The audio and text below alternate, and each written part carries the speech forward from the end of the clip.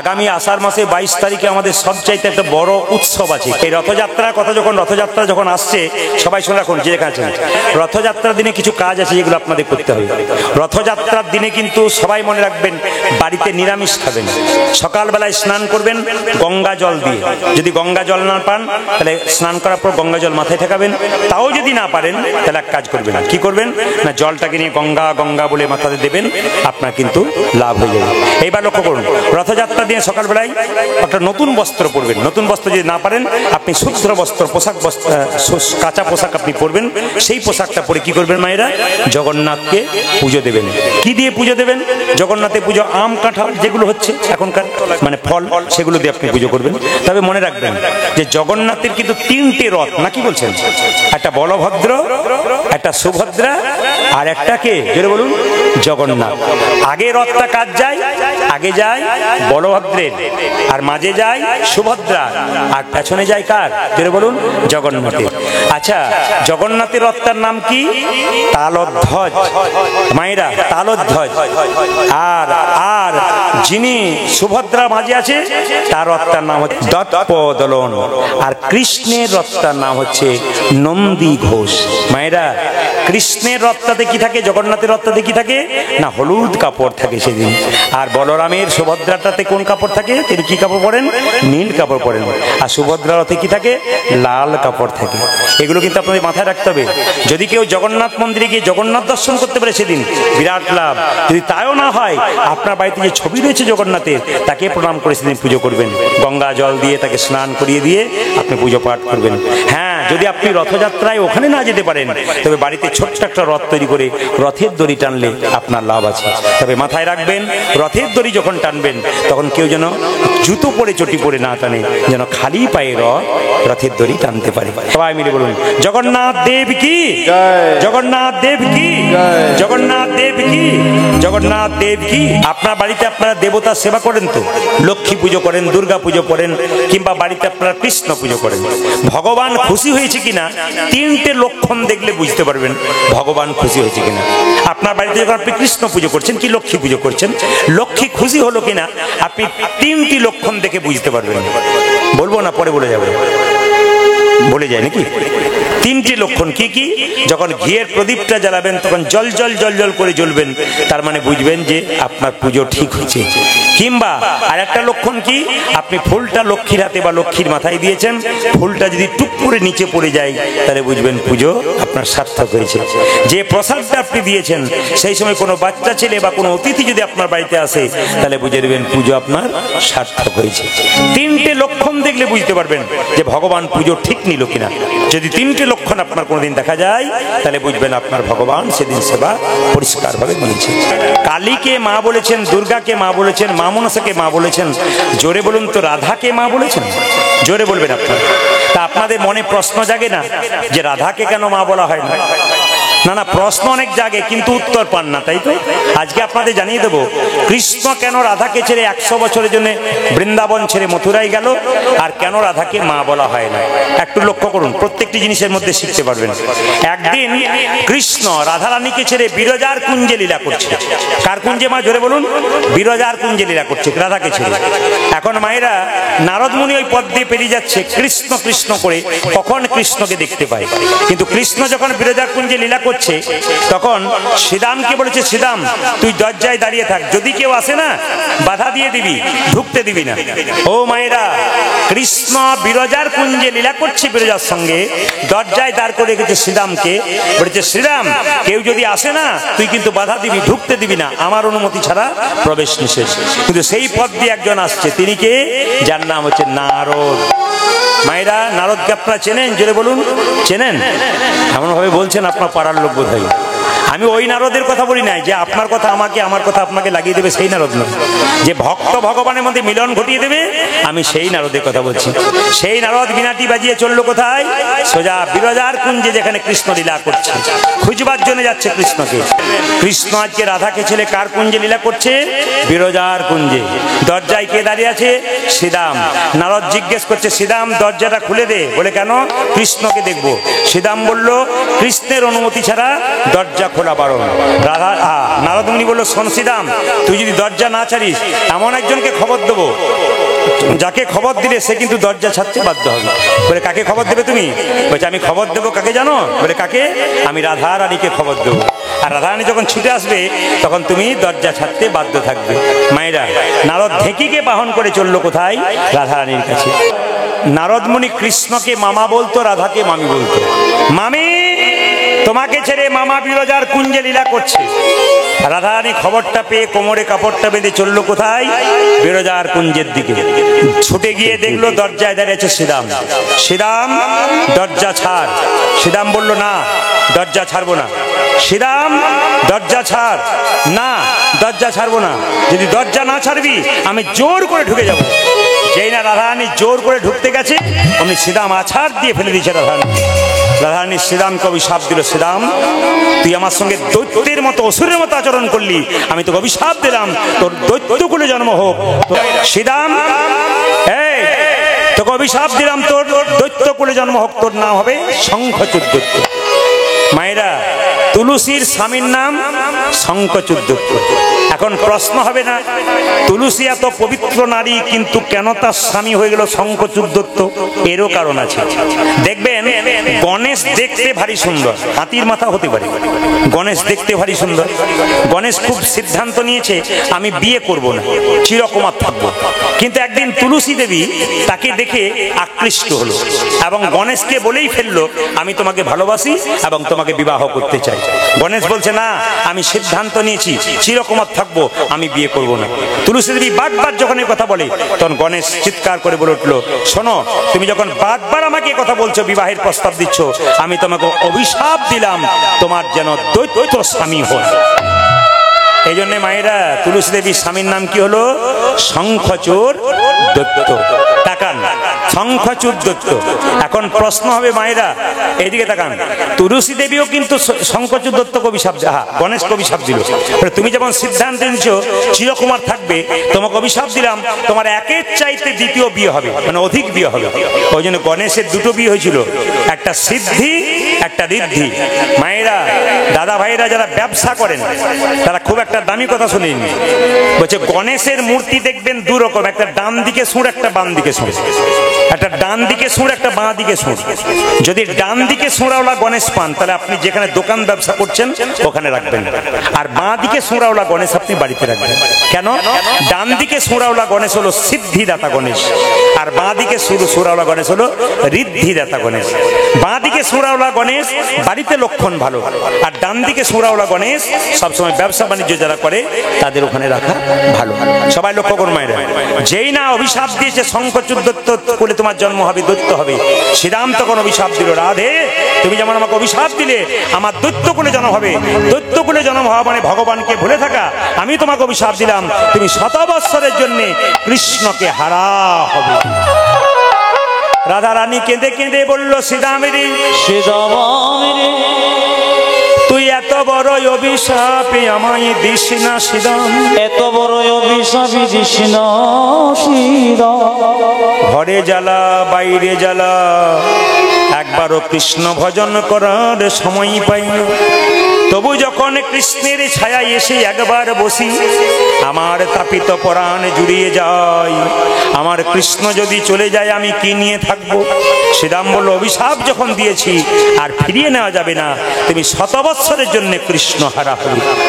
একদিন রাধা রানী সখীদের সামনে বসে বসে বলছে, সখী ও ললিতা ও বিশাখা, আমি একটা কৃষ্ণ প্রেমের বীজ রোপণ করেছিলাম, আমার মনে বড় আশা ছিল বীজ হতে ধীরে ধীরে বীজ হতে অঙ্কুর হবে, অঙ্কুর হতে চারা গাছ হবে, আর গাছ হবার পর শীতল তরুচ্ছায় তাপিত পরাণ জুড়িয়ে নেব।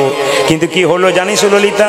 প্রেম অঙ্কুর যাও তোবা কত ভে।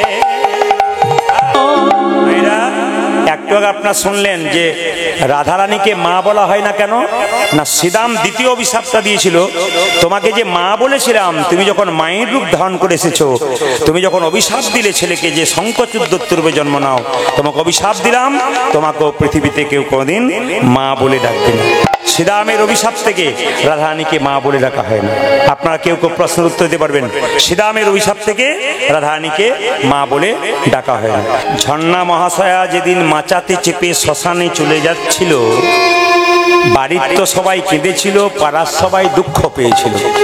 তা আপনারা বলুন তো, যখন মাচাতে বেঁধে নিয়ে যাচ্ছিল, ছেলে মেয়েরা বড় কাঁদছে, মা তুমি চলে গেলে ফিরে এসো। কিন্তু ফিরে এসে বললে কি আর সে ফিরে আসবে? যে একবার চলে যায় সে ফিরে আসে না। তো ললিতা জিজ্ঞেস করছে, রায় তোর কৃষ্ণ যখন 100 বছরের জন্য মথুরা ছেড়ে বৃন্দাবন ছেড়ে মথুরায় যাচ্ছে, তখন তুই বাধা দিলি না কেন? বলছে, আমি কি বাধা দিই নাই, আমি ছেড়ে দিয়েছি। আমি বাধা দিয়েছিলাম কিন্তু হয় নাই। বলে কিরকম? কৃষ্ণ যখন অক্কুরের রথে চেপে যায়, অক্কুরের রথের চাকা ধরে কত কাঁদলাম, কেঁদে কেঁদে বললাম, বধূ হে তুমি যদি চলে যাও তবে আমার আপনে বলতে আর কেউ না। ওগো অক্রূর, তোমার নাম কে অক্রূর রেখেছিল? তোমার নাম ক্রূর রাখা উচিত ছিল। আমি কি করলাম জানিস ললিতা? আমি রথের চাকার তলায় শুয়ে পড়লাম, অক্রূরকে বললাম, অক্রূর তুমি আমার বুকের ওপরে রথের চাকা চাপিয়ে দাও। আমার প্রাণনাথকে যখন নিয়ে যাচ্ছ, আমার প্রাণ সঙ্গে করে নিয়ে চলো। তবে আমি প্রাচীন লোকের মুখে শুনেছি, যদি কেউ শোভাযাত্রা করে, কোনো মৃত ব্যক্তির মুখ যদি দেখতে পাই, তবে নাকি তার যাত্রা ভালো হয়। মায়েরা বাইরে যখন শুভ কাজে যান, রাস্তায় মরা দেখলে কি বলেন? বাবা যাত্রা ভালো গো, মরা দেখলাম, বলেন না? আমি সেই সিদ্ধান্তে হয়েছি কি জানিস? আমার বুকের উপরে ললিতা বলল, তুই কি বললি? বললাম আমার বুকের উপরে রথের চাকা চাপিয়ে দাও। আমি মরে গেলে আমার বধূ আমার মৃত মুখে দেখে যাবে, তার যাত্রা ভালো হবে। কিন্তু আমার বধূ কি করলো জানিস ললিতা? রথ হতে নামলো, এক হাতে গঙ্গা জল তুলসী পত্র, এক হাতে আমার মাথায় ঠেকিয়ে বলল, ওগো রাধে, যাবার সময় আমার যাত্রা পথ পিছিল করো না। তুমি কেঁদে কেঁদে আমার যাত্রা পথ পিছিল করো না। তোমার মাথায় হাত দিয়ে কথা দিলাম, আজ যাব কাল ফিরে আসিব।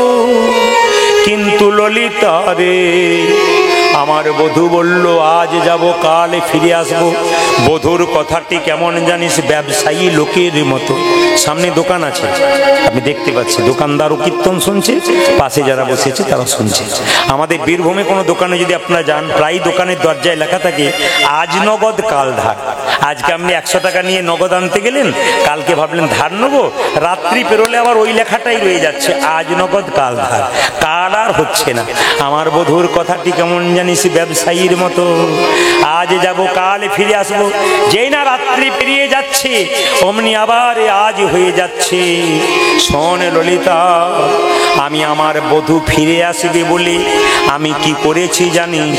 সিঁথিতে সিঁদুর রেখেছি, হাতের শাখা রেখেছি, চরণের আলতা রেখেছি, নয়নের কাজল রেখেছি। আমি স্নান করি নাই কেন জানিস? আমার পায়ের আলতা ধুয়ে যাবে বলি। আমার বেণী মাধব গোবিন্দ নিজের হাতে বেণী বেঁধে দিয়েছি। ওরে ললিতা রে, আমার বধূ যেদিন মথুরায় যাবি, তার আগের রাত্রিতে আমাকে বলল, রাধে তুমি আমায় কেমন ভালোবাসো? আমি বললাম, বধূ হে তুমি আমায় কেমন ভালোবাসো প্রমাণ দাও। ভগবান কি করলো জানিস? আমাকে কোলে বসিয়ে আমার বধূ নিজের হাতে সিঁথিতে সিঁদুর পরাইয়ে দিল, নয়নে কাজল পরাইয়ে দিল। এই দেখ, এই দেখ, আমার চরণে আলতা পরাইয়ে দিল, আমার নিজের হাতে বেণী বেঁধে দিল। বলল, রাধে আমি আজ যাব কাল ফিরে আসবো, এসে যেন তোমার বেণীটা দেখতে পাই, সিঁথির সিঁদুর দেখতে পাই, নয়নের কাজল দেখতে পাই, চরণের আলতা দেখতে পাই। আমার বধূ 100 বছর আসে নাই বলি আমি পা ধুই নাই। যদি কোনোদিন ফিরেই আসে, আমার চরণের আলতা দেখাতে পারবো না। যদি কোনোদিন ফিরে আসে, স্নান করে দিলে আমার বেণী দেখাতে পারবো না।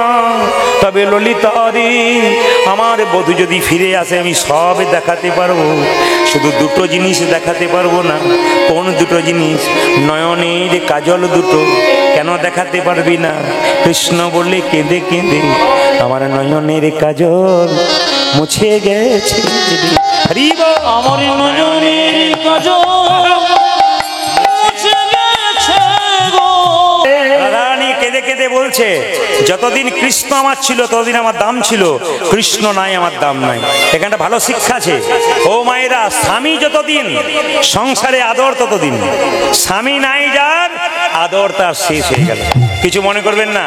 আপনার স্বামী যদি বেঁচে থাকে আপনাকে যেমন করে হোক, আপনি অনেকে বলে না তোরা আমায় খেতে দে না দে, আমি স্বামীর ভিটেতে পড়ে থাকবো। মায়েরা বলেন না, ঠিক সেরকম স্বামী হচ্ছে আসল। যখন স্বামী চলে গেল আপনি তখন আর জোর খাটবে না কারো উপরে, ছেলে মেয়ে কারো উপর জোর থাকবে না আপনার। যিনি মারা গেছেন তার দেহ মারা গেছে না আত্মা মারা গেছে? জোরে বলবেন, কোনটা মারা গেছে? আপনাদের কি মনে হয়? আত্মা মারা গেছে, দেহ মারা গেছে। আচ্ছা, শাস্ত্র কি বললো দেখুন। বাসাংসি জিন্নানি যথা বিহায় নবানি ঘিন্নাতি নরহ পরাণী তথা শরীরানি বিহায় জিন্নন্নানি সংজাতি নবানি দেহি। মানে কি মা, যে কাপড়টা আপনি পরে এসছেন ওই কাপড়টা যখন জীর্ণ হয়ে যাবে তখন জীর্ণ কাপড় ত্যাগ করে আপনি নতুন কাপড় পরবেন। এই দেহ কি করে, যখন জীর্ণ হয়ে যায় আত্মা জীর্ণ দেহ ত্যাগ করে নতুন দেহে চলে যায়। তাহলে প্রশ্ন করবেন, নতুন শাড়ি পরলে আনন্দ হয় না দুঃখ হয়? জোরে বলুন। আনন্দ হয়। তাহলে আমরা যখন এই দেহ ছেড়ে অন্য একটা নতুন দেহে যাব তখন তো আমাদের আনন্দ হওয়ার কথা। একটু ভাব দাও, আমাদের আনন্দ হওয়ার কথা, কিন্তু যারা তাদের সঙ্গে ছিলেন তাদের বড় দুঃখ হওয়ার কথা। তো জেনে নিন আপনারা যে যেখানে বসে আছেন, ঝর্ণা মহাশয়া চলে গেছেন, তার আত্মা কোথায় গেল? প্রদীপ পাল যেদিন মারা যাবে সেদিন তার আত্মা কোথায় যাবে? আপনারা যেদিন মারা যাবেন আপনাদের আত্মা কোথায় যাবে? শাস্ত্র কি বলল? মানুষ কুলে জন্মগ্রহণ করে যে যেমন কর্ম করবে তার কর্ম অনুযায়ী ফল হবে। মানুষ কুলে জন্মগ্রহণ করে কেউ যদি পশুর মতো কর্ম করে তবে তার পশু কুলে জন্ম হবে। মানুষ কুলে জন্মগ্রহণ করে কেউ যদি মানুষের মতো কর্ম করে পরের জন্মে আবার মানুষ হবে। মানুষ কুলে জন্মগ্রহণ করে কেউ যদি মহাপুরুষের মতো কর্ম করে তার দ্বিতীয় জন্ম হয় না, তার গোবিন্দ চরণ প্রাপ্ত হয়। প্রশ্ন করবেন কিরকম? যে ধানকে সেদ্ধ করে মাঠে ছড়ানো হয় তার যেমন দ্বিতীয় গাছ হয় না, ঠিক সেরকম হরিনামে যে দেহ সিদ্ধ হয়ে যায় তার দ্বিতীয় জন্ম হয় না, তার গোবিন্দের চরণ প্রাপ্ত হয়ে যায়। তাই আপনাদের কাছে নিবেদন রইল, জন্ম হোক যথা তথা, কর্মটি যেন ভালো হয়। মানুষ কুলে জন্মগ্রহণ করে কেউ যদি পশুর মতো কর্ম করে 100% সে পশুকুলে জন্ম নেবে। এখন লক্ষ্য করুন, পূর্বজন্মে যেমন কর্ম পরের জন্মে তেমন ফল। আপনাদের এই গ্রামে ওই পাড়াতে একটা বাচ্চা জন্ম নিয়েছে, আজকে ওই পাড়াতে একটা জন্ম নিয়েছে। একটা ছেলে সোনার চামচ মুখে নিয়ে বড় লোকের বাড়িতে জন্ম নিল, আর একটা ছেলে গরিবের বাড়িতে জন্ম নিল, মায়ের বুকের দুধ পাচ্ছে না। তাহলে সেই ছেলে দুটো কি এমন কর্ম করেছিল যার জন্য একজন বড় লোকের ঘরে একজন গরিবের ঘরে? পূর্বজন্মে যার কর্মফল ভালো ছিল সে বড় লোকের ঘরে জন্ম নিল, আর পূর্বজন্মে যার কর্মফল খারাপ ছিল সে গরিবের ঘরে জন্ম নিল। এইবার জন্মের পরে যে যেমন কর্ম করবে তার কর্ম অনুযায়ী পরের জন্মে ফল লাভ করবে। মায়েরা, একজন মানুষ মারা গেলে তাকে দেখলেই বুঝতে পারবেন উনি স্বর্গে গেলেন না নরকে গেলেন। যারা বইপত্র পড়াশোনা করেন তারা মন দিয়ে শুনে রাখুন। একজন, আস্তে গল্প নয়, এই যে একজন মানুষ মারা গেলে তাকে দেখলেই বুঝতে পারবেন তিনি স্বর্গে গেলেন না নরকে গেলেন। কি করে বুঝবেন? যেমন ধরুন একজন মানুষ মারা গেছে, মৃত্যুর সময় তার মুখটা বিভৎস হয়ে গেছে, ভয়ঙ্কর হয়ে গেছে। মায়েরা বলেন না, বাবারে একজন মারা গেছে দেখতে গিয়েছিলাম গো, এমন মুখটা ভয়ঙ্কর হয়ে গেছে যে 3 দিন আমি ঘুমাতে পারি নাই, জানবেন উনি গেলেন নরকে। আর আপনার মৃত্যুর পর যদি মনে হয় আপনি ঘুমাচ্ছেন, বলেন না মরে নাই গো যেন ঘুমাচ্ছে, জানবেন ইনি গেলেন স্বর্গে।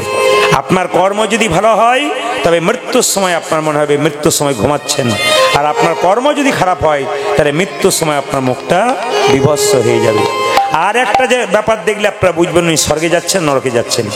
এই গ্রাম থেকে যখন মৃতদেহকে বড় হরি হরি বল বলে নিয়ে যাওয়া হবে তখন লোকে যদি বলে আহ লোকটা খুব ভালো ছিল গো, কৃষ্ণ ভক্ত ছিল, জানবেন ইনি যাচ্ছেন স্বর্গে।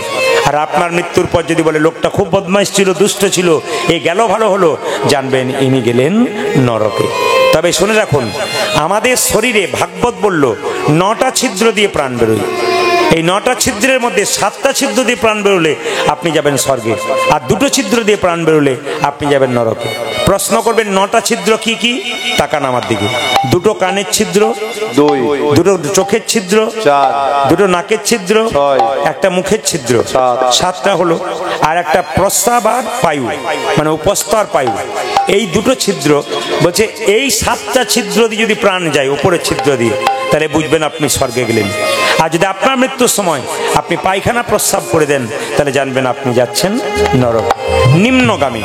এবার প্রশ্ন করবেন চোখ দিয়ে প্রাণ গেল কি করে বুঝবেন? অনেকে মৃত্যুর সময় দেখবেন তাকিয়ে তাকিয়ে মরে, চোখ দিয়ে প্রাণ গেল। অনেকে মৃত্যুর সময় দেখবেন হাঁ করে মরে, জানবেন মুখ দিয়ে প্রাণ গেল। অনেকে নাক খসখসে হয়ে যায়, কান খসখসে হয়ে যায়, তাহলে বুঝবেন কান দিয়ে বা নাক দিয়ে ওনার প্রাণ চলে গেল। এই জন্য আপনাদের কাছে নিবেদন রইল, যে কুলেই জন্ম হোক না কেন, জন্ম যেন ভালো হোক আর কর্মটা যেন তার চাইতে ভালো হোক। নিমাই চলে গেছে, নিমাই ভগবান। মায়েরা, কলিযুগের ভগবান হচ্ছে রাধাকৃষ্ণ মিলিত তনু গৌর হরি।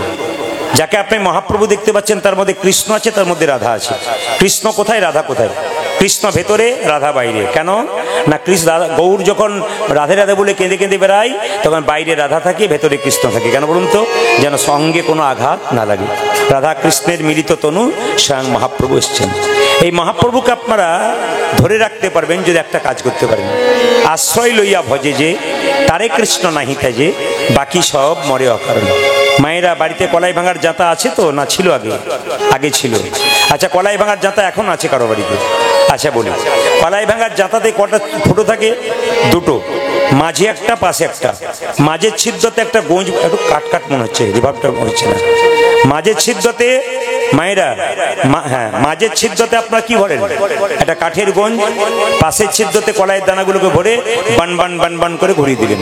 যখন জাঁতাটাকে তুলবেন, তখন দেখবেন কিছু কিছু কলাইয়ের দানা ভেঙে গুড়ি গুড়ি হয়ে গেছে, কিছু কিছু কলাইয়ের দানা অর্ধেকটা ভেঙেছে, অর্ধেকটা ভাঙেনি, আর কিছু কিছু কলাইয়ের দানা গোটাকে গোটা রয়ে গেছে। তাহলে আপনাদের বাড়িতে যদি সত্যিই কলাই ভাঙার জাঁতা আছে, তাহলে কোন কলাইয়ের দানাগুলো গোটাকে গোটা রয়ে যায়? বলছে জাঁতার মাঝে যে গঞ্জ আর গঞ্জের চারিপাশে যে কলাইয়ের দানা, তারা কিন্তু গোটাকে গোটা রয়ে যায়। এখানে কি বললো? সংসার একটি জাঁতা, আমরা মানুষগুলো হলাম সব কলাইয়ের দানা। এই সংসার জাঁতাটা ঘুরছে, যে সমস্ত ভক্ত কলাইয়ের দানা সংসার জাঁতার মাঝে গঞ্জ নামক গুরুকে আশ্রয় করেছে আর গোবিন্দ ভজন করছে, একমাত্র তারাই গোটাকে গোটা রয়ে গেছে। আচ্ছা, কারা কারা দীক্ষা নিয়েছেন, গুরু মন্ত্র নিয়েছেন? হাত তুলুন তো। কারা কারা দীক্ষা নিয়েছেন? বেশ বেশ, সবাই নিয়েছেন। বেশ, নামাবেন। আমি বলতে চাইছি, যারা নিয়েছেন তারা হাত তুলবেন, মানে গুম হয়ে বসে থাকবেন না। মানুষের পরিচয় কোথায় বলুন তো? আনন্দের মাধ্যমে। আপনি কীর্তন শুনছেন, যদি আপনি খুব আনন্দে উৎফুল্ল হয়ে থাকেন, ভগবান আপনাকে আশীর্বাদ করে আপনি চিরকাল আনন্দেই থাকবেন। আর হরিনামেও যদি টেনশন করেন, তাহলে ওখানেও পেনশন পাওয়ার জায়গা থাকবে না। এই জন্য বারবার বলবো, হরিনামের টেনশন নয়, এখানে একবার প্রাণ খুলে হাসবেন, প্রাণ খুলে কাঁদবেন এবং প্রাণ খুলে হরি বল বলবেন। শব্দ নয়, একবারে কথা নয়, মন দিয়ে শুনে নিন যে যেখানে বসে আছেন। মায়েরা, যদি কেউ গুরু মন্ত্র না নেয়, একজন ব্রাহ্মণ যেমন পৈতে বা উপনয়ন না হওয়া পর্যন্ত পুজো করবার কোনো অধিকার পায় না, একজন মানুষ যতক্ষণ না দীক্ষা নেয় ততক্ষণ গোবিন্দ ভজন করবার কোনো অধিকার পায় না। একটা পাথরের মধ্যে বীজ ফেললে যেমন গাছ হয় না, ঠিক সেরকম যে দেহ গুরু মন্ত্র নেয় নাই, সে যতই কৃষ্ণ নাম করুক, তার মধ্যে কৃষ্ণ প্রেমের অঙ্কুর কোনোদিন হয় না। আমাকে অনেকে প্রশ্ন করে, আচ্ছা বাবা, বলে কি, আমি তো রামায়ণ মহাভারত পড়ি, আমি তো গীতা পড়ি, আমি তো হরিনাম করি, কিন্তু দীক্ষা নেই নাই, আমি কি গোবিন্দ সেবা করতে পারবো? একবারে পারবেন না। কেন পারবেন না? শুনে নিন মায়েরা, গুরুর কাছ থেকে আপনি অধিকার পাবেন কিভাবে কি ভজন করতে হয়। গুরুর কাছ থেকে শিখতে পারবেন কিভাবে ভগবানকে প্রসাদ দিতে হয়, কিভাবে পুজো দিতে হয়। তবে আপনাদের বলবো, দীক্ষা যারা নেন নাই, দীক্ষা নিয়ে নেবেন। দীক্ষা কার কাছ থেকে নেবেন? তাকাবেন। বলছে যে দীক্ষিত ব্যক্তি, গুরুদেব যে শুধু ব্রাহ্মণ হবে তা নয়। আমাদের মনের মধ্যে একটা ধারণা আছে গুরু মানেই ব্রাহ্মণ, ভুল কথা। বলে কেন না, চৈতন্য চরিতামৃতে পরিষ্কার করে লেখা আছে, কিবা বিপ্র কিবা শূদ্র ন্যাসিক জ্ঞানে নয়, কৃষ্ণ তত্ত্ব বেত্তা যেই সেই গুরু হয়। বলছে বিপ্র হোক আর শূদ্র হোক, কৃষ্ণ তত্ত্ব জানতে হবে। আপনি গুরুর কাছে মন্ত্র নিলেন, আর গুরুকে আপনি জিজ্ঞেস করছেন কি করলে কি হয় গুরু বলতেই পারছে না, তাহলে আপনার সেই গুরুর কাছে দীক্ষা নেওয়ার কোনো সার্থকতা নেই। আপনি স্কুলে ছেলেকে ভর্তি করেছেন, মাস্টারমশাই হোম টাস্ক দিয়েছে, ছেলে যদি না করে মাস্টারমশাইয়ের দোষ নেই, কিন্তু মাথায় রাখতে হবে ছেলে যদি মাস্টারমশাইকে প্রশ্ন করে সেই মাস্টারমশাই ঠিক ঠিক উত্তর না দিতে পারে, তবে সেই ছেলে তার কাছে পড়বে কি করে? মাস্টারমশাইকে আগে ভালো জানতে হবে, তারপর এই জন্য গুরুকে জানতে হবে। মায়েরা, গুরু কোনোদিন লোভী হবে না। যেমন রামকৃষ্ণ দেব বলেছে গুরু হচ্ছে দু প্রকার, একটা কাঁচা একটা পাকা। কাঁচা গুরুকে মন্ত্র দেবার আগে চুক্তি করে, যে কিরকম, এই আমার কাছে মন্ত্র নিবি, 500 টাকা এক বস্তা চাল, দুটো সোনার জিনিস দিবি তবে দেবো। এই চুক্তি করে মন্ত্র দিল, ওই যে বাড়ি চলে গেল, আপনার বাড়ি দিকে মুখ করলো না, কাঁচা গুরু। পাকা গুরুকে মন্ত্র দেবার আগে চুক্তি করে না, যে ঠাকুর আমি মন্ত্র নেবো, নে দক্ষিণা কি লাগবে, বলে কিচ্ছু না। কেন? আমি তোর বাবা, তুই আমার ছেলে, তোর তো সবকিছু আমার, আবার দিবি কি? যিনি মন্ত্র দিয়ে প্রতি বছর আপনার বাড়িতে এসে আপনাকে পরীক্ষা করে দেখবে আমি যে মন্ত্রটা দিয়েছি ঠিক ঠিক ভজন করছে কিনা, এরাই হচ্ছে পাকা গুরু। আমার এই জীর্ণ দেহটাকে গুরুদেবের চরণে দিতে হবে। তাই তো রামকৃষ্ণ দেবের গানে বলল, আমার জীর্ণ, মায়েরা, আমার জীর্ণ তরি, আমার জীর্ণ তরি ভাসাইয়ে দিলাম ও কোলে দরিয়া, দয়াল গুরু গো পোছাইয়া দেহ কি প্রত্যেকটা ক্ষেত্রে শিক্ষণীয় বিষয়, কিন্তু আমরা বুঝি না। সব দেখি, সব জানি, কিন্তু বুঝি না। আজকে লীলাটির নাম হচ্ছে ভগবান শ্রীকৃষ্ণের মাথুর লীলা। যদিও লীলাটা কঠিন, তবু আপনাদের কাছে সহজ করে আমি বোঝানোর চেষ্টা করব। আচ্ছা মায়েরা, এখন লক্ষ্য করুন মায়েরা, রাধারানী কেঁদে কেঁদে বলছে আমার আর আমার বধুর প্রেমটা কেমন জানিস, প্রতিপদ চাঁদের মতো। মায়েরা, আকাশে প্রতিপদের চাঁদ দেখেছেন? কেউ কেউ দেখেছেন? কেউ দেখেন না? অমাবস্যার পরের দিন সারা রাত্রি আকাশের দিকে চেয়ে থাকলে দেখবেন কোণে এক কোণে একটু মতো চাঁদ উঠেছে, ওটার নাম হচ্ছে প্রতিপদের চাঁদ। পদকর্তা বলল প্রতিপদ চাঁদ ও দয় জয়ছে জামিনী, উলধ্বনি প্রতিপদ চাঁদ, কি প্রতিপদ চাঁদ, কি প্রতিপদ চাঁদ, প্রতিপদ চাঁদ, উদয় হয়েছে জামিনী সুখ নব, ওই গেল নয় আহা মরিলে সুখ নব, ওই গেল নয়। মায়েরা, কীর্তন যতক্ষণ, এই মালা ততক্ষণ। কীর্তন শেষ হবে, মালা যেখানে বাসা সেখানে রেখে দিয়ে আমি চলে যাব। তাহলে মালার দাম কতক্ষণ? কীর্তন যতক্ষণ। আপনার সংসারে আপনার দাম কতক্ষণ? আপনার স্মৃতির সিঁদুর যতক্ষণ, আপনার হাতের শাখা যতক্ষণ। এই জন্য আমি বারবার বলবো, হাতের শাখা স্মৃতির সিঁদুরকে আপনারা অপমান করবেন না। সংসারে স্বামী স্ত্রীর মধ্যে অনেক বাধা বিঘ্ন হয়, কিন্তু ঝগড়া হবে, আবার প্রেম হবে, ভালোবাসা হবে, কিন্তু বিবাদ করে কোথাও চলে যাবেন না। কেন বলুন তো?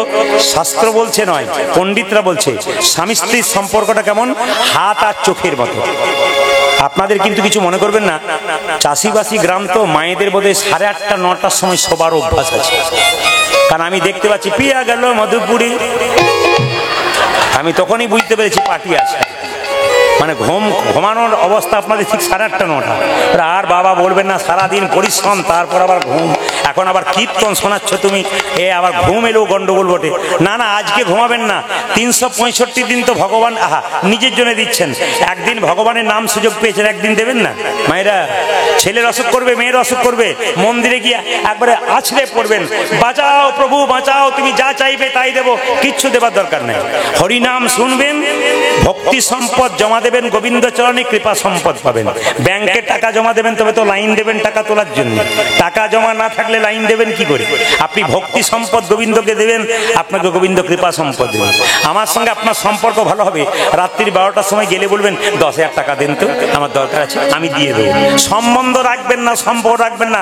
রাত্রিবেলায় যতই দরজায় ধাক্কা দিন, চোর বলে তাড়িয়ে দেবো, কিন্তু টাকা আপনাকে দেবো না। তাহলে ভগবানের নামের সঙ্গে, ভগবানের সঙ্গে সম্পর্ক রাখবেন, তবে তো বিপদকালে ভগবান আপনার সামনে আসবে। আর আপনি ভগবানের সাথে সম্পর্কই রাখবেন না, ভগবানের নাম হলে আপনার কাছে ভগবান আসবে কেন? সবার লক্ষ্য করুন মায়েরা। তাই হচ্ছে কি, স্বামী স্ত্রীর সম্পর্ক কেমন? হাত এবং চোখের মতো। খুব দামি দামি কথা, হাত এবং চোখের মতো। হাত ব্যথা পাবে, চোখ কাঁদবে, চোখ কাঁদবে, হাত জল মুছে দেবে। হাত হলো স্বামী, চোখ হলো স্ত্রী। হাত ব্যথা পাবে, স্ত্রী চোখ কাঁদবে, আর চোখ যখন স্ত্রী কাঁদবে, স্বামী হাত তখন বারবার জল মুছে দেবে।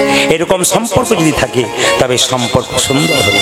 এই যে মাঝে মাঝে বাণীগুলো বলে যাব, যদি নিতে পারেন তাহলে আপনার লাভ আছে, আর যদি নিতে না পারেন তাহলে তো নিতাই গৌর হরি বলে। তাই বলছে, শোন, যতক্ষণ আমার বৃন্দাবনে গোবিন্দ ছিল আমার মালার দাম ছিল, এখন মালতীর মালার মতো আমাকে ফেলে দিয়ে চলে গেল। ও মায়েরা, স্বামী মারা গেলে স্ত্রীর দুটো জিনিস চলে যায়, কি কি? চোখের ঘুম আর মুখের হাসি। রাধারানী কেঁদে কেঁদে বলছে, আমার অবস্থা কেমন? নয়নক নিধি গেল ভয়ানক হাস, ভয়ানক নিধি গেল ভয়ানক হাস। ললিতা, নয়নক নিধি গেল ভয়ানক হাস, সুখ গেল প্রিয়া সঙ্গে দুঃখ হামপা, সুখ গেল প্রিয় সঙ্গে দুঃখ হামপা, সুখ গেল প্রিয় সঙ্গে দুঃখ হামপা। যেদিন থেকে আমার বধূ চলে গেল, নাই নয়নে নিধ, নাই নয়নে নিধ, নাই বদনে হাসি নাই রে, নাই নয়নে নিধ, নাই বদনে হাসি না রে, নাই নয়নে নিধ, নাই বদনে হাসি নাই রে, নাই নয়নে নিধ, নাই সুখ গেল প্রিয়া সঙ্গে দুঃখ হামপাস, সুখ গেল প্রিয় সঙ্গে দুঃখ হামপা, সুখ গেল প্রিয়া সঙ্গে দুঃখ হামপাস।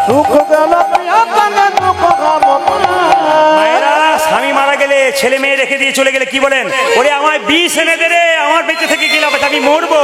রাধারানী কেঁদে কেঁদে বলছে, ললিতা আমায় এক কাজ কর, সে যখন আমায় ত্যাগ করে চলে গেল, আমায় বিষ এনে দে। এগুলো পদাবলীগুলো শুনবেন, যারা গান বাজনা মানুষ তারা শোনে, আপনারা শুনবেন। কি সুন্দর প্রেমের আবেগের কথা, বিরহের কথা বলছে। রাধারানী কেঁদে কেঁদে বলছে, সো যদি তেজ কাজ কি এ হো জীবন, উলধ্বনি, যদি তেজ কাজ কি হো জীবনে, যদি তেজল কাজ কি এ হো জীবনে,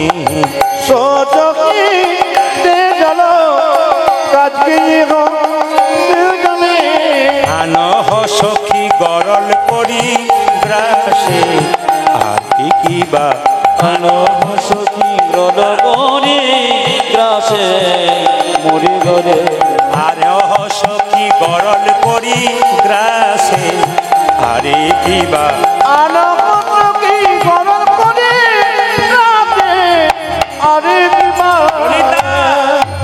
দে দে গরল এনে দে, বেদে গরল জেনে রে, দে দে গরল এনে দে রে, দিদি করো এনে দেবে, গরল খেয়ে প্রাণতে জীব, দে দে গরল এনে দে। সখী গরল খেয়ে প্রাণতে জীব, দেদে গরল এনে দে রে, গরল খেয়ে প্রাণতে জীব, দে দে গরল এনে দে। আমি গরমকে বাঁধতে দেব, দিদি করো এনে দেবে। আমায় বিষ এনে দে, আমি মরবো। তবে আমি যখন মরে যাবো তখন কি করবি জানিস? নিরে নাই দাহবি, অনলে নাই দাহবি, নিরে অনদে নাহি লভবে, নিরে নাই দাহবি, অনলে নাই দাহবি। আজ নিরি নাকি না রবি, অনলে নাকি না হবি, রাখবি তরু কমালো ডালে, আরে কিবা রাখবি গুরু তোমার নামে, আরে কি বল, রাখবি তরু কমালো ডালে, আরে কিবা। রাখবি তনু তোমার ডালে, আরে রাধারানী বলছে, আমাকে জলে ভাসাবি না, আগুনে পোড়াবি না, আমাকে কি করবি জানিস? তোমার ডালে বেঁধে, তোমার ডালে বেঁধে রাখ, তুই আমায় তোমার ডালে বেঁধে রাখি, মরিলে আমারও দেহ তোমার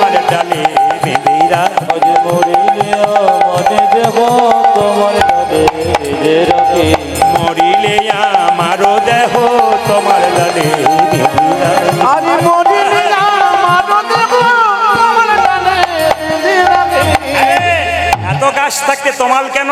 কৃষ্ণের গায়ের রং যেমন, তমাল গাছের গায়ের রং তেমন। আমি তমাল বড় ভালো, সখী তমাল বড় ভালোবাসি, তমাল বড় ভালোবাসি। ওই আমি তোমার বড় ভালোবাসি। কেন কেন কেন? আমার বধূ কালো, তমাল কালো, তমাল বড় ভালোবাসি। আমার বধূ কালো, আমার কালো, তমাল বড় ভালোবাসি। বধূ কালো, তমাল কালো, তমাল বড় ভালোবাসি। ওই আমার বন্ধু কালো রে, তোমার কালো, তোমার বড় ভালোবাসি।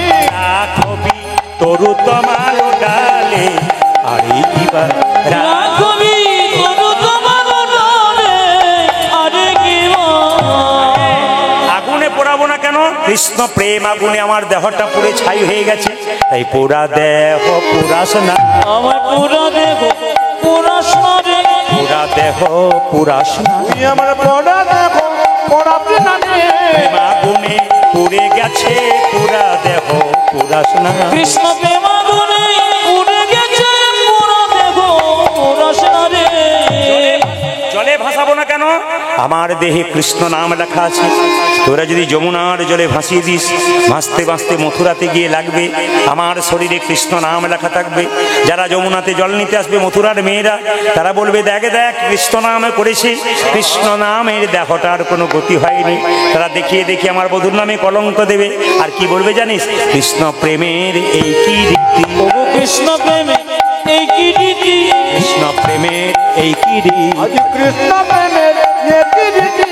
মোরা দেহের হয় না গতি, কৃষ্ণ প্রেমের এই কি রীতি। আমার মোরা দেখে হয় না গতি, কৃষ্ণ প্রেমের এই কি রীতি।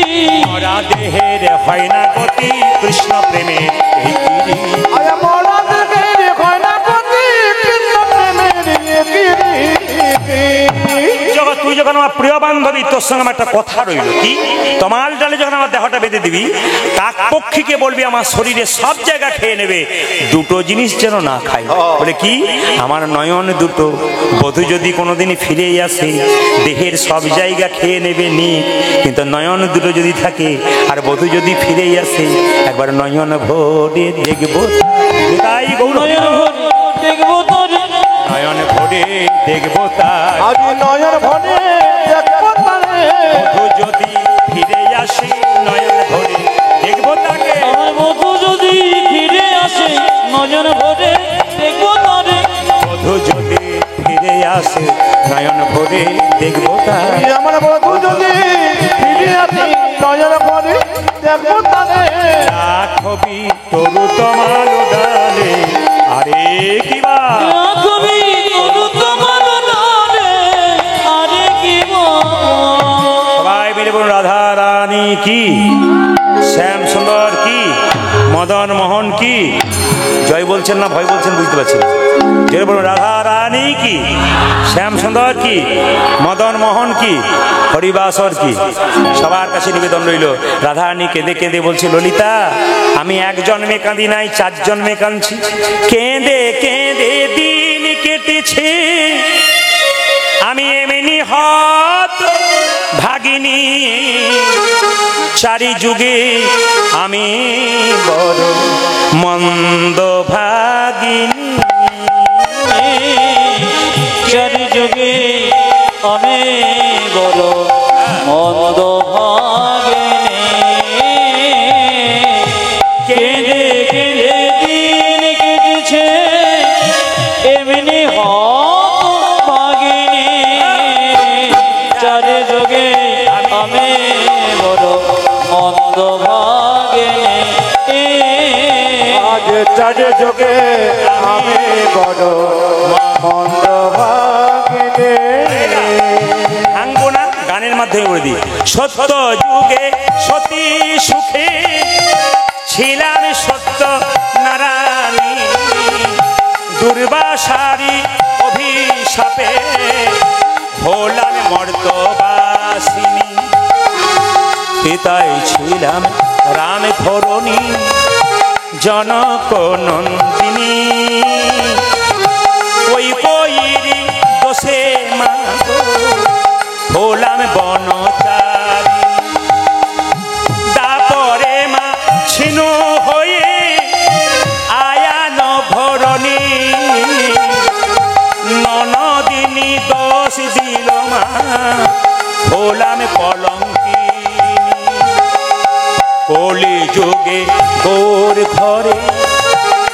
হলাম গৌর ধামিনী বিষ্ণুপ্রিয়া কুলবধূ হলো গো যোগিনী উলধ্বনি আমার কেঁদে কেঁদে দিন কেটেছে এমনি হতো ভাগিনী যার যোগে আমি বড় মন্দ ভাগিনী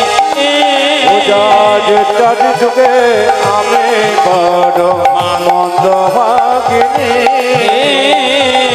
যার যোগে আমি বড় মন্দ ভাগিনী রাধারানী চোখের জলে হাসছে বিন্দাদুতি এসে বলছে রাই তুই কাঁদিস না রাধারানী বলছে বিন্দে তুই এলি এক কাজ কর মায়ের এই জায়গা থেকে শুনবেন সবাই বলছে এনে দে মাধব এনো না মাধব এনে দে মাধব হরি তব পাদ। এনে দে মাধব এনো না ও মাধব এনে দে মাধব হরি তব পাদ। এইটাই তাকাবেন আপনারা কীর্তন শোনেন ইউটিউবের মাধ্যমে ঘন্টার পর ঘন্টা কথা শোনেন জোরে বলুন হ্যাঁ না না ঘন্টার পর ঘন্টা শুধু বক্তব্যই শোনেন জোরে বলুন হ্যাঁ না না শোনেন না আসলে তা নয় এই যে আমি যোগিনী একাদশী বললাম শয়ন একাদশী বললাম এই যে একাদশী ব্যাখ্যাটা করলাম ওরা কিন্তু শুধু একাদশীটুকুই ছেড়ে দেবে আর এই যে গানগুলো করলাম এগুলো কিন্তু ওরা ছাড়বে না এই জন্য আমরা সব পদাবলীযুক্ত গান দেখবেন আমি কোনো পদাবলী কিন্তু বাদ দিচ্ছি না সব পদাবলীগুলো গাইব কারণ এই নিয়ে আমার জন্ম প্রথম থেকে শিক্ষা এটা নিয়ে এই জন্য আপনারা সবাই লক্ষ্য করুন গানের মাধ্যমে পদাবলীর মাধ্যমে কি সুন্দর বর্ণনা আছে এনে দে মাধব এনো না মাধব এনে দে মাধব হরি তব পাদ। এনে দে মাধব এনো না ও মাধব এনে দে মাধব হরি তব পাদ। কেউ যদি কারোর জন্য পাগলিনী হয়ে যায় তখন উল্টো পাল্টা বকে রাধারানী বলছে এনে দে মাধব এনো না মাধব এনে দে মাধব ধরিতব পায় বিন্দে বলছে তোর মাথা খারাপ হয়ে গেছে একবার বলছে এনে দে মাধব একবার বলছে এনো না মাধব ব্যাপারটা বুঝলাম না বিন্দে বলছে শোন রাধারানী বলছে শোন এনে দে মাধব মা মানে পৃথিবী ধব মানে পতি যিনি পৃথিবীর পতি গোবিন্দ তাকে এনে দে এনো না উমাধব উমা মানে দুর্গা ধব মানে পতি আমি দুর্গার পতি শিবকে চাই না এসবই অনন্য মাধব এন হে মাধব ও গোবিন্দ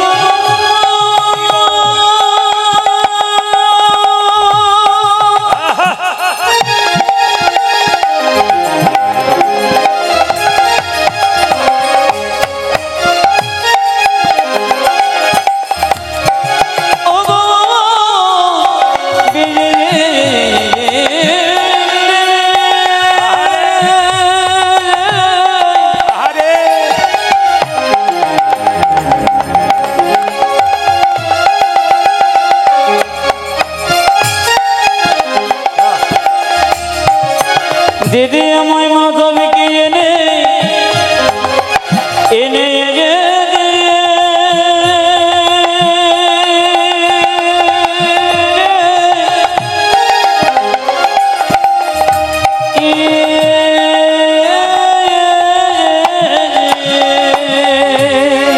ও স্বামী অনন্য মাধব এনো না মাধব মাধব ধব শ্যামলী চরা এনে দে মাধব এনো না মাধব এনে দে মাধব হরি তব পাদ। মাধব এনো না মাধব এনে দে মাধব হরি তব পায় বৃন্দাবনে শ্যামলী ধবলি চড়াই সেই মাধব কিনে দে আমি অন্য মাধব চাই না ওই তাহলে এক কাজ কর সেই মাধব কিছু দেখবি তবে এক কাজ কর ধৈর্যং করু ধৈর্যং রায় ধরে জঙ্গে করু ধরে ধৈর্যং করু ধৈর্যং আজ ধরে জং পুরো ধরে জং ধৈর্যং করু ধৈর্যং রায় ধরে জঙ্গে করু ধরে বলে কাঁদলে যাওয়া হবে না এখন কাঁদিলে যাওয়া হবে না রায় কাঁদলে যাওয়া হবে না কাজে কাঁদলে যাওয়া হবে না এমন করে কাঁদিস না রাই কাঁদলে যাওয়া হবে না রাই তুই এমন করে কাঁদিস না রে কাঁদিলে যাওয়া হবে না রায় এমন করে কাঁদিস না রাই কাঁদলে যাওয়া হবে না আজ রাই এমন করে কাঁদিস না রায় কাঁদলে যাওয়া হবে না রায় ধৈর্যং করু ধৈর্যং রায় ধরে জঙ্গে করু ধরে ধৈর্যং করু ধৈর্যং আজ ধরে জং পুরো ধরে জং গচ্ছং মথুরাই রায় ধরে জঙ্গে করু ধরে যাবে মম গচ্ছং মথুরায়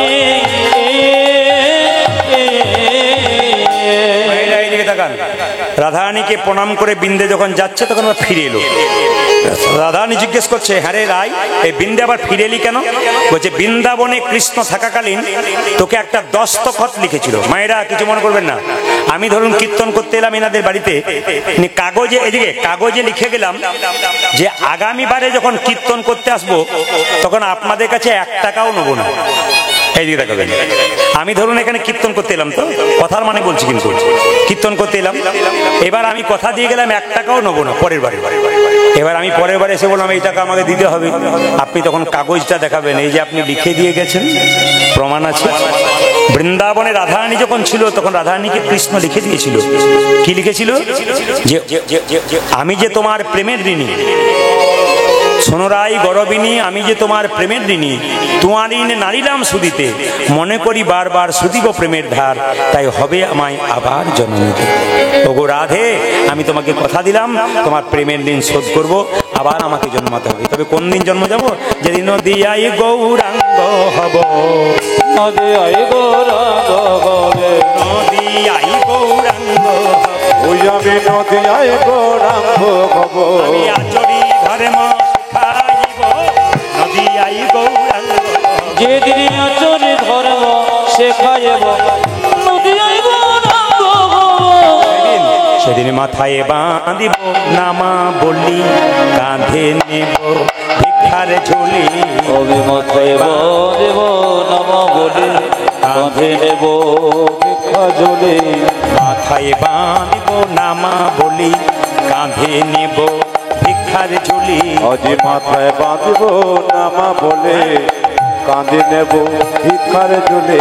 জয় রাধে শ্রী রাধে বলে বেড়াইব, দারে দারে জয় রাধে শ্রী রাধে বলে বেড়াইব, দরে দরে। জয় রাধে শ্রী রাধে বলে বেড়াইব, দারে দারে। জয় রাধে শ্রী রাধে বলে বেড়াইব, দাঁড়ে দাঁড়ে। আমি দারে দারে বেড়াই, আমি দরে দরে বেড়াইব, দারে দারে বেড়াই, ওই আমি দাঁড়ে দাঁড়ে বেড়াইব, হে দয়া কর বলে দারে দারে বেড়াই। অগুণাধি দয়া কর বলে দরে দরে বেড়াইব, রাধে দয়া কর বলে দারে দারে বেড়াই। ওই দাঁড়ে রাধে দয়া কর বলে দাঁড়ে দাঁড়ে বেড়াইব। জয় রাধে শ্রী রাধে বলে বেড়াইব, রাই গৌর। জয় রাধে শ্রী রাধে বলে বেড়াইব, দরে দরে। রাধারানী বলছে ওই কাগজটা দেখাবার দরকার কি? বলছে শোন, এখানে ছিল রাখাল, ওখানে রাজা। বিন্দে বলছে এখানে রাখাল ছিল, কৃষ্ণ ওখানে রাজা হয়েছে। তা যদি রাজা হয়ে রাখালের কথা মনে না মনে পড়ে, তবে শোন, আমি কি গিয়ে আগে দেখাবো? দেখাবো না। কি করবো জানিস?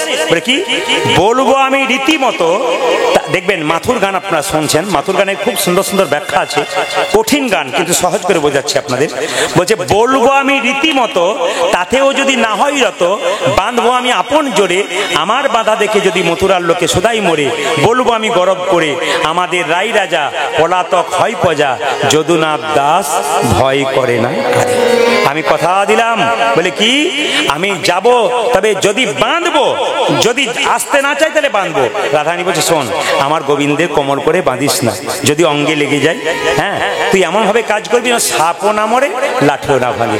বিন্দে বলছে শোন, শুধু কি তুই একাই, শুধু কি তুই একাই কাঁদছিস কৃষ্ণের জন্য? আমরাও কাঁদছি। ওরে বিন্দে, আমি কেমন করে ঘরে থাকবো, আমাকে যে যেতে হবে। বিন্দে কেঁদে কেঁদে বলছে আমি কেমন করে রইব ঘরে, নন্দ দুলাল ডাকিছে মোরে।